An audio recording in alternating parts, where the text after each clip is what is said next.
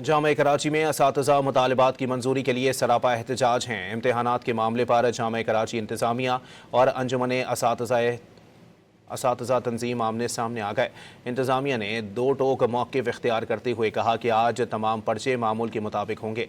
मज़ीद जानते हैं डॉन न्यूज़ के नुमाइंदे सैयद वसीम से। वसीम, बताइएगा।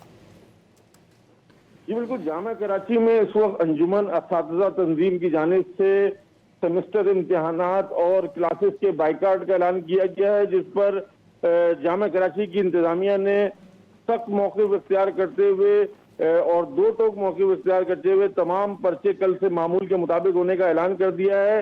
इसके पीछे जो असातिज़ा का मुतालबा है, असातिज़ा ने हाउस रेंट सेलिंग 2022 में जो कि HEC की जानिब से मनसूख कर दिया गया था, उसकी कॉपी भी डॉन न्यूज़ को मौसूल हो गई है। उस मामले पर असातिज़ा एहतजाज कर रहे हैं और असातिज़ा का मुतालबा है कि उनका हाउस सेलिंग रेंट का जो अलाउंस है वो बहाल किया जाए।